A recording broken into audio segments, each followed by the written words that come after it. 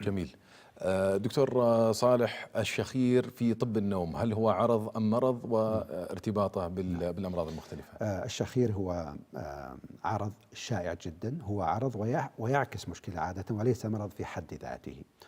والشخير هو إما شخير بسيط يحدث بسبب حصول موجات أو ذبذبات تحرك في لسان اللهاه أو الجهاز التنفسي العلوي بسبب وجود مشكلة في تدفق الهواء في هذه المجاري ما بين الأنف حتى الحبال الصوتية. هذه ما نسميها بالمجاري التنفسية العليا، قرنيات الأنف، سقف الحلق، اللوزتين، لسان اللهاء. أي ضيق في هذه المنطقة أو وجود ما يعيق حركة الهواء الطبيعية أثناء النوم يؤدي إلى حدوث هذه الذبذبات وصدور هذا الصوت.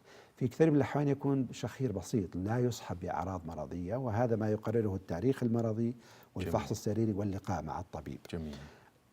النوع الآخر هو الذي يكون جزء من متلازمة أكبر، وهي متلازمة انقطاع النفس الليلي، والتي بدأنا في الحديث عنها منذ دقائق وقلنا مشكلة شائعة ولها عواقب ليست بسيطة، ويجب أن تشخص وتعالج بشكل مبكر حتى لا تؤدي إلى هذه المضاعفات. الأعراض الرئيسية لهذه الحالة: أولا، الأشخاص المصابين بهذه الحالة عادة ما يكون من ذوي الأوزان الزائدة بشكل عام، 70 إلى 80% كتلة الجسم عالية، هناك سمنة، ولكن قد تحدث في الأشخاص ذوي الأوزان الطبيعية وحتى الأشخاص اللي نحيف بسبب وجود مشكلة في الجهاز التنفسي العلوي.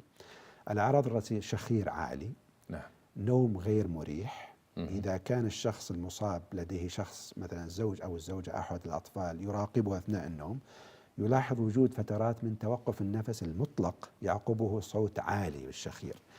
يعني قد الزوج أو الزوجة يخاف على الشخص، يقول لها نعم مات، يكون مات، لأنه يتوقف عن التنفس لنصف دقيقة، 30 ثانية، قد يصل إلى دقيقة. وهل هذه خطرة؟ هي خطرة على المدى الطويل. يعني لا أحد، يعني قليل جدا الحالات التي أثبت أن الشخص توفي بسبب هذه الحالة. ولكن التراكم هذه الأعراض على مدى سنوات له عواقب خطيرة على الصحة. الأعراض الأخرى: عندما يستيقظ الشخص في الصباح يشعر بالتعب، الإرهاق، لا يريد أن يغادر السرير، يشعر أنه لم يأخذ كفايته من النوم. جفاف الحلق أحد الأعراض الرئيسية، لأن الشخص يتنفس عن طريق الفم وهو المجرى الغير طبيعي للنفس.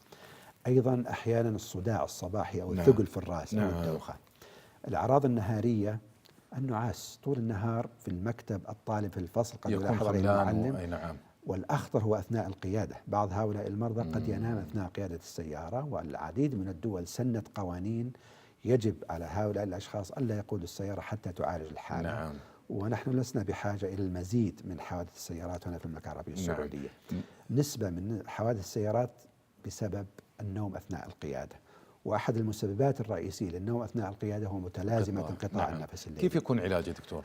دعني أستكمل الأعراض بشكل سريع. من أعراضها الرئيسية لدى الأشخاص المصابين: تقلب المزاج، العصبية، الانفعالية، عدم القدرة على اتخاذ القرار أثناء النهار بشكل جيد. أيضا أجلك الله التبول المتكرر سواء أثناء الليل أو النهار. قد يغفل عنها العديد من المرضى والأطباء أيضا أنها سبب رئيسي لكثرة الإدرار. التبول المتكرر هي عرض رئيسي أيضا للمصابين، بالذات الحالات الشديدة.